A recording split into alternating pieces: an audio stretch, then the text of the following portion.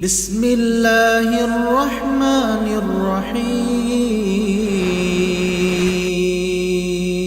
السلام علیکم ورحمۃ اللہ وبرکاتہ۔ آج کے خطبے کا عنوان ہے توحید اور حج۔ الحمدللہ والصلاۃ والسلام علی رسول اللہ، اما بعد۔ یقیناً تمام تعریفیں اللہ کے لیے ہیں، وہی بلاؤں اور مصیبتوں سے بچانے والا اور سرگوشیاں سننے والا ہے۔ میں گواہی دیتا ہوں کہ اللہ کے سوا کوئی معبود برحق نہیں اور اس کا دنیا و آخرت میں کوئی شریک نہیں۔ میں یہ بھی گواہی دیتا ہوں کہ محمد صلی اللہ علیہ وسلم اللہ تعالیٰ کے برگزیدہ بندے اور چنندہ رسول ہیں۔ یا اللہ ان پر، ان کی آل پر اور وفادار صحابہ کرام پر رحمت، سلامتی اور برکت نازل فرما۔ حمد و ثنا کے بعد اے مسلمانوں، میں خود کو اور آپ کو تقوی الہی کی غیب اور حاضر میں نصیحت کرتا ہوں۔ بلا شبہ متقین ہی اولیاء اللہ ہیں، جن پر نہ خوف ہوگا اور نہ وہ غمگین ہوں گے، بلکہ وہ اللہ کے نزدیک عزت پائیں گے، کیونکہ اللہ کے ہاں عزت والا متقی شخص ہی ہوتا ہے۔ اے امت اسلام، بلا شبہ جس موضوع پر بہت زیادہ لکھا گیا، جس میں قلم تھکا دیے گئے اور اس میں عمر بسر ہو چکی، وہ توحید خالص ہے، جو کہ اللہ کے لائق ہے، کیونکہ اسی کے ہاتھ میں آسمانوں اور زمینوں کی لگامیں ہیں۔ وہ جسے چاہتا ہے اسے بلندی عطا کرتا ہے، جسے چاہتا ہے اسے عدل سے تنزلی میں ڈال دیتا ہے۔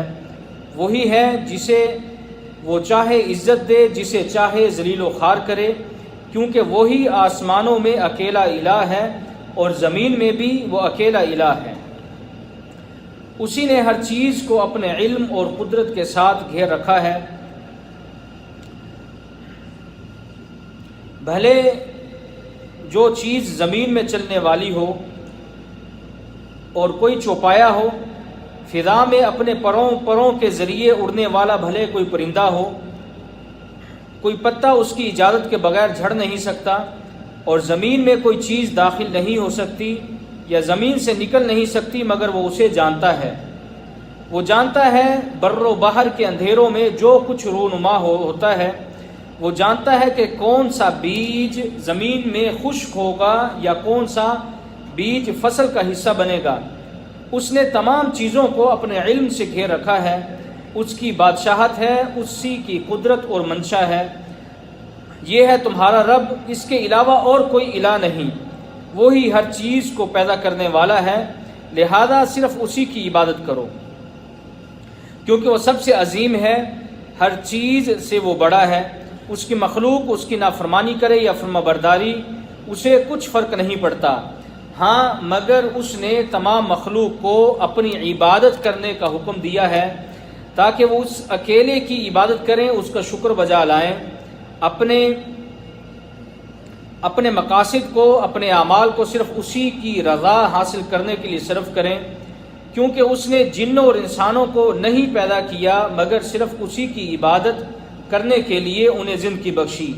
اے امت اسلام، سب سے بڑا مقصد، اہم ترین مطلوب، بہترین فیصلہ اور تمام رسل کی دعوت کا لب لباب یہ ہے کہ اللہ تعالیٰ کو اس کی ربوبیت اور الوہیت میں اکیلا مانا جائے۔ یہی کائنات اور زندگی کا قضیہ ہے، فیصلہ ہے، یہی قرآن کا اسرار اور بنیاد ہے۔ آسمان و زمین کا قیام، ترازو کی تنصیب، جنت و جہنم کا وجود، رسولوں کی مبعوثیت، کتابوں کا نزول، جہاد کا حکم، یہ تمام چیزیں صرف اور صرف توحید اور اسے قائم کرنے کے لیے ہیں، تاکہ لوگوں کے دلوں اور نفوس میں توحید پیوست ہو جائے۔ توحید ہی تمام حقوق سے بڑا حق ہے۔ توحید اللہ کا سب سے بڑا اپنے بندوں پر حق ہے۔ یہی سیدھا راستہ ہے، یہی رسول کی دعوت کی پہلی کڑی ہے، یہی انبیاء کا اپنی قوم سے خطاب کا ابتدائیہ ہے کہ صرف اللہ کی عبادت کرو، اس کے علاوہ تمہارا کوئی اور الہ نہیں ہے۔ تمام رسول اور انبیاء کی دعوت کا محور، شریعت کی بنیاد اسی عظیم حق پر مبنی ہے۔ فرمان باری تعالیٰ ہے، ہم نے ہر امت میں رسول مبعوث کیے تاکہ وہ اللہ کی عبادت کریں اور طاغوت سے بچیں۔ سب سے پہلے رسول، انبیاء کے سب سے بڑے رسول، انبیاء کے سردار، دعوت کے امام محمد رسول اللہ صلی اللہ علیہ وسلم نے اپنی دعوت کی ابتدا بھی توحید سے کی، شرک اور اس کی اقسام سے ڈرایا۔ مکہ اور مدینہ میں 23 سال تک توحید کا درس دیا، نہ آپ تھکے، نہ سست ہوئے، نہ ڈرے، بلکہ اسی کو اپنے خطبوں، مواعظ اور مجالس کی زینت بنایا۔ مکی زندگی میں آپ صلی اللہ علیہ وسلم نے کبھی اپنی دعوت کی ابتدا توحید کے بغیر نہیں کی، بلکہ سب سے پہلے یہ کلمہ کہا، لا الہ الا اللہ۔ اسی کلمے کو مکہ والوں میں، اپنی قوم کی محافل میں، حج پر آئے دور دراز قبائل میں اسی کی منادی کی۔ آپ صلی اللہ علیہ وسلم ان کو کہتے، صرف اللہ کی عبادت کرو، اس کے ساتھ کسی کو شریک نہ ٹھہراؤ، اور قریش کے سرداروں کو بھی مخاطب ہو کر کہا، صرف اسی کی عبادت کرو۔ تو آگے سے قریش کے سردار کہنے لگے، کیا ہم صرف ایک اکیلے الہ کی عبادت کریں؟ یہ تو بڑی عجیب سی بات ہے۔ اے مسلمانوں، مسند اور صحیحین میں ہے کہ رسول اللہ صلی اللہ علیہ وسلم نے حضرت معاذ کو یمن کی طرف بھیجا اور فرمایا کہ تم ایک ایسی قوم کی طرف جا رہے ہو جو پہلے اہل کتاب ہے، سب سے پہلے انہیں کلمہ شہادت کی دعوت دو۔ اسی طرح مسند احمد ابو داود میں ہے کہ جس کا آخری کلام لا الہ الا اللہ ہوا وہ جنت میں ضرور بضرور داخل ہوگا۔ بلا شبہ توحید ہی اسلام کی ابتدا اور انتہا ہے، پہلی اور آخری دعوت ہے۔ قرآن سارے کا سارا توحید الہی سے بھرا پڑا ہے۔ اسی طرح شرک سے بھی قرآن ڈراتا ہے، چنانچہ اللہ تعالیٰ قرآن مجید میں ارشاد فرماتے ہیں، بے شک جس نے اللہ کا شریک ٹھہرایا سو اللہ نے اس پر جنت حرام کی اور اس کا ٹھکانہ دوزخ ہے اور ظالموں کا کوئی مددگار نہیں ہوگا۔ اسی لیے شیخ الاسلام امام ابن تیمیہ رحمہ اللہ اور امام ابن قیم رحمہ اللہ نے فرمایا کہ قرآن اصل میں توحید کا لب لباب ہے، سارا قرآن توحید کے ہی ارد گرد گھومتا ہے۔ اے نوجوانوں کی جماعت، مہلک ترین گناہ، سب سے بڑا ظلم اور عظیم ترین جرم اللہ تعالیٰ کے ساتھ شرک ہے۔ اس کا مرتکب جو بھی ہوا وہ ہلاک ہو گیا، اور جو شرک کی حالت میں مرا تو وہ جہنم میں جائے گا۔ آپ صلی اللہ علیہ وسلم کا فرمان ہے، جو شخص اس حالت میں فوت ہوا کہ اللہ کو چھوڑ کر کسی اور کو پکارتا ہو تو وہ جہنم میں جائے گا۔ آپ صلی اللہ علیہ وسلم کا یہ بھی فرمان ہے کہ جو شخص اللہ سے اس حالت میں ملے کہ اللہ کا شریک بناتا ہو تو وہ جہنم میں داخل کیا جائے گا۔ اسی لیے جو شخص بھی کامیابی و کامرانی اور نجات چاہتا ہے، خیر اور پاکیزگی کا متلاشی ہے، تو وہ شرک اور شرک کے ذرائع سے بھی بچ کر رہے، شرکیہ امور کے اظہار اور ان کے وسائل سے بھی دور رہے، تاکہ دنیا اور آخرت میں پرامن اور مطمئن زندگی گزارے۔ خبردار اے مسلمانوں، خبردار، شرک کی بنیادی اور اہم ترین صورتوں میں یہ شامل ہے کہ آپ کسی بھی مخلوق کی، چاہے وہ نبی یا فرشتہ یا کوئی اور بھی ہو، اللہ تعالیٰ کی جیسی تعظیم کریں، یا آپ ان میں اللہ تعالیٰ کی صفات مانیں۔ اللہ تعالیٰ کا فرمان ہے، اے نبی صلی اللہ علیہ وسلم آپ فرما دیجئے، بے شک میں تمہارے جیسا انسان ہوں، بشر ہوں، میری طرف وحی کی جاتی ہے، بے شک تمہارا الہ ایک ہی ہے۔ جو شخص اپنے رب سے ملاقات کی امید رکھتا ہے اسے چاہیے کہ نیک عمل کرے اور اپنے پروردگار کی عبادت میں کسی کو شریک مت بنائے۔ بنیادی ترین شرک کی مثالوں میں یہ بھی شامل ہے کہ آپ غیر اللہ کی قسم اٹھاتے ہوئے اس کی اللہ تعالیٰ جیسی تعظیم دل میں رکھیں تو یہ بڑا شرک ہے۔ اس سے عمل رائے گاں ہو جائے گا، اور اگر دل میں اس کی اتنی تعظیم نہ ہو تو پھر یہ شرک چھوٹا شرک ہے، لیکن پھر بھی کبیرہ گناہوں سے بھی بڑا گناہ ہے۔ آپ صلی اللہ علیہ وسلم کا فرمان ہے، آپ نے فرمایا، جس شخص نے غیر اللہ کی قسم اٹھائی اس نے کفر یا شرک کیا۔ جبکہ ایک اور حدیث میں ہے، آپ صلی اللہ علیہ وسلم فرمایا، اللہ تعالیٰ تمہیں اپنے آباء و اجداد کی قسم اٹھانے سے منع کرتا ہے، چنانچہ اگر کسی نے قسم اٹھانی ہو تو وہ صرف اللہ تعالیٰ کی قسم اٹھائے یا وہ خاموش رہے۔ نیکیاں رائے گاں کرنے والے اور ابدی جہنم کا موجب بننے والے شرک کی یہ بھی ایک صورت ہے کہ اللہ کے علاوہ کسی اور کے پاس بھی امور کائنات میں رد و بدل کی صلاحیت ہے۔ کہ وہ اللہ کی مرضی کے بغیر ہی نفع یا نقصان پہنچا سکتے ہیں۔ چنانچہ اگر کسی شخص نے کسی بھی وسیلے اور ذریعے کے بارے میں یہ نظریہ رکھا کہ وہ بذات خود اثر انداز ہونے کی صلاحیت رکھتا ہے، جیسے کہ کوئی منکا پہنے یا انہیں اپنے گھروں میں رکھے، اور یہ عقیدہ اپنائے کہ منکا بذات خود نفع بخش یا نقصان سے بچاؤ کا ذریعہ ہے، تو یہ شرک بڑا شرک ہے، کیونکہ فرمان باری تعالیٰ ہے، اور اگر اللہ تعالیٰ آپ کو نقصان پہنچانا چاہے تو اس کے علاوہ کوئی رفع نہیں کر سکتا، اور اگر وہ آپ کے بارے میں خیر کا ارادہ فرما لے تو اس کا فضل کوئی ٹال نہیں سکتا۔ کچھ جاہلوں کی جانب سے قبروں پر کیے جانے والے کچھ اعمال بھی شرک کی شکلیں ہیں۔ وہ مردوں سے مانگتے ہیں، ان سے مشکل کشائی اور پریشانیاں رفع کرنے کا مطالبہ کرتے ہیں، ان سے حاجت روائی طلب کرتے ہیں، مشکل حالات ختم کروانے کے لیے انہی سے امید لگاتے ہیں۔ یہ شرک کی بدترین صورت ہے، جو کہ تمام انبیاء کرام علیہم السلام کی دعوت سے متصادم اور مخالف ہے۔ فرمان باری تعالیٰ ہے، بھلا کون ہے جو لاچار کی فریاد رسی کرتا ہے جب وہ اسے پکارتا ہے اور اس کی تکلیف کو دور کر دیتا ہے؟ اور کون ہے جو تمہیں زمین کا جانشین بناتا ہے؟ کہ اللہ کے ساتھ کوئی اور الہ ہے؟ تم لوگ تھوڑا ہی غور کرتے ہو۔ یہ بہت ہی عظیم گمراہی ہے اور واضح شرک ہے کہ کوئی کسی بھی مردے کی قبر پر مجاور بنے، جو کہ اپنے لیے کسی نفع نقصان کا مالک ہرگز نہیں ہے، اس کو سجدہ کرے یا اس کی قبر کا طواف کرے یا اس قبر کے لیے ذبح کرے یا اس سے دعا مانگے اور اسی سے خیر کی امید لگائے۔ اللہ کی قسم، یہ بہت بڑا بہتان اور سنگین قسم کا شرک ہے۔ سنیے کہ اللہ تعالیٰ قرآن مجید میں کیا فرماتے ہیں۔ اللہ تعالیٰ قرآن مجید میں فرماتے ہیں، اور اس شخص سے بڑھ کر اور کون گمراہ ہوگا جو اللہ کو چھوڑ کر انہیں پکارتا ہے جو قیامت تک اسے جواب نہیں دے سکتے، بلکہ وہ تو ان کی پکار سے بھی بے خبر ہیں۔ اسی طرح اللہ تعالیٰ کا فرمان ہے، اور اللہ کے سوا کسی کو مت پکاریں جو نہ آپ کو کچھ فائدہ پہنچا سکتے ہیں اور نہ نقصان، اگر آپ ایسا کریں گے تو تب یقیناً ظالموں میں سے ہو جائیں گے۔ اے اللہ کے بندو، بڑے ہی خسارے کی بات ہے کہ جب بھی کوئی پریشانی یا مصیبت آئے تو غیر اللہ کی پناہ حاصل کرنے کی کوشش کی جائے اور مخلوقات کو پکاریں اور کہیں یا فلاں میری مدد کر، یا قادر مطلق عظیم پروردگار اور نہایت رحم کرنے والی ذات کو بھول جائیں۔ یہ خالص ترین شرک ہے۔ اللہ تعالیٰ قرآن مجید میں ارشاد فرماتے ہیں، بے شک اللہ کے علاوہ جن لوگوں کو تم پکارتے ہو وہ تمہارے جیسے ہی بندے ہیں۔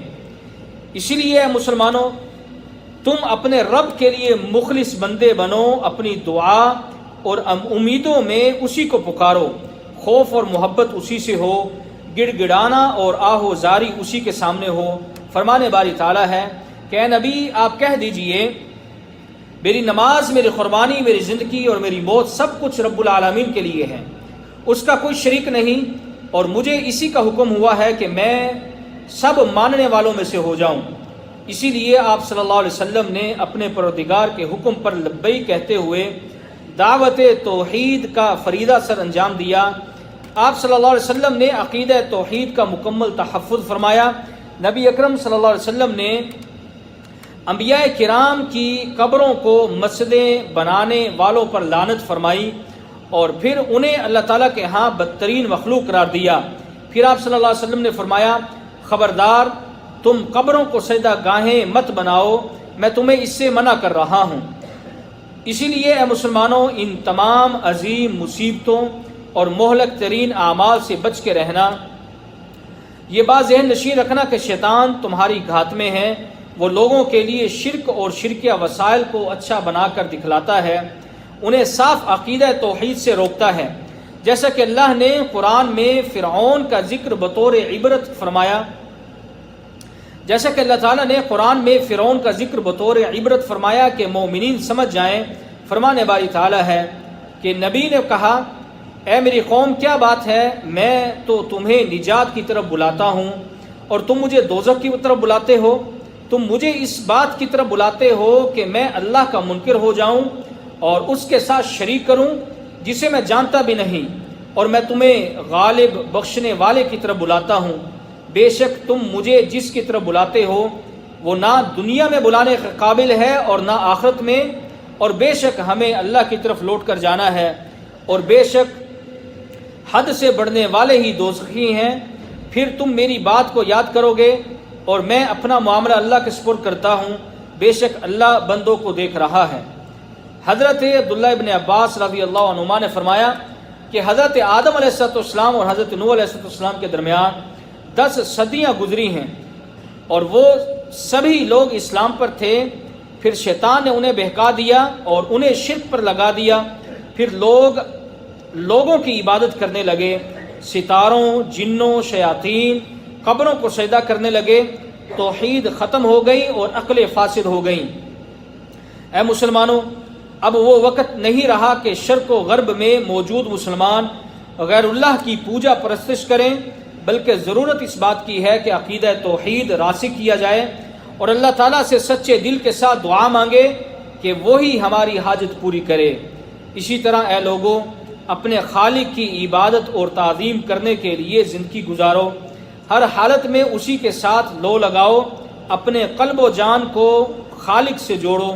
نماز، زکوٰۃ، حج اور تمام اسلامی شعائر اسی بنیادی اصول کے لیے ہیں، لہذا ایسا ممکن نہیں ہے کہ کوئی نمازی نماز بھی پڑھے اور پھر اللہ کے سامنے اور پھر غیر اللہ کے سامنے بھی وہ جا کر جھکے۔ اے مسلمانوں،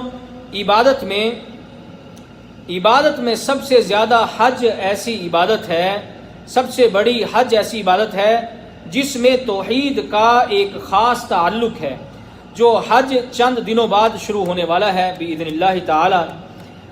حج توحیدی دروس و اسباق کا مجموعہ ہے، اور اس کے دروس میں سب سے عظیم درس توحید ہے، بلکہ اس کا مقصد اور ثمرہ اللہ تعالیٰ کے لیے اس کی توحید کو ثابت کرنا اور اسے عبادت کے لیے خالص کرنا ہے۔ حتیٰ کہ حضرت جابر رضی اللہ عنہ بیان کرتے ہیں کہ نبی اکرم صلی اللہ علیہ وسلم نے حج کے موقع پر کلمہ توحید کے ساتھ تلبیہ کہا، یعنی تلبیہ میں درس توحید ہے۔ پھر عرفہ کے میدان میں درس توحید ہے۔ نبی اکرم صلی اللہ علیہ وسلم نے فرمایا، بہترین دعا وہ ہے یوم عرفہ میں جو کی جاتی ہے، اور میں نے اور سابقہ انبیاء نے جو دعائیں مانگی ہیں میدان عرفہ میں، ان میں سے یہ بہترین دعا ہے، لا الہ الا اللہ وحدہ لا شریک لہ، لہ الملک ولہ الحمد وہو علی کل شیء قدیر۔ اسی طرح خانہ کعبہ کی تأسیس و تعمیر ہی توحید پر کی گئی، جیسا کہ اللہ تعالیٰ قرآن مجید میں ارشاد فرماتے ہیں، وہ ایک تھا، ہم نے ابراہیم علیہ السلام کے لیے خانہ کعبہ کو مقام مقرر کیا، اور ارشاد فرمایا میرے ساتھ کسی چیز کو شریک مت کیجیے۔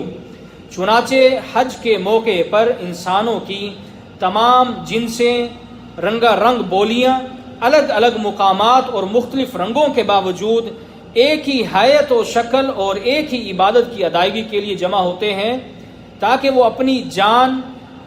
اپنی زبان حال سے بھی کہیں کہ ہم سب ایک انتہائی اعلیٰ مقصد کے لیے جمع ہوئے ہیں، اور وہ مقصد یہ ہے کہ صرف اللہ تعالیٰ کی عبادت کی جائے اور اللہ کی عبادت خالص کی جائے، اسی واحد کے لیے عبادت کو مخصوص کرنا جس کی طرف ساری مخلوقات ہی پناہ لیتی ہیں، اور ہر حال میں اسی کی طرف توجہ کرنا۔ اسی طرح شرک اور مشرکین سے برات وہ ازلی ندا ہے جسے قرآن کریم نے حج کے موقع پر بلند کیا، اور وہ ندا آج تک دہرائی جا رہی ہے۔ چنانچہ ارشاد باری تعالی ہے، اور حج اکبر کے دن اللہ اور اس کے رسول کی طرف سے لوگوں کو آگاہ کیا جاتا ہے کہ اللہ مشرکوں سے بیزار ہے اور اس کا رسول بھی ان سے دستبردار ہے۔ اس کے علاوہ حج کے حکم میں اللہ رب العزت کی اتنی حکمتیں ہیں کہ ان تک ہماری عقول کی رسائی ممکن نہیں۔ جتنا غور و فکر کیا جائے اس کے فوائد روز بروز بڑھتے چلے جاتے ہیں، لیکن اہم بات یہ ہے کہ حج کا اصل مقصد اللہ تعالیٰ کے ساتھ خالص تعلق اور توحید باللہ ہے۔ اللہ تعالیٰ مجھے اور آپ سب کو سچا اور پکا موحد بنائے اور اپنے خالق کی خوب تعظیم کرنے کی توفیق عطا فرمائے۔ وآخر دعوانا الحمدللہ رب العالمین۔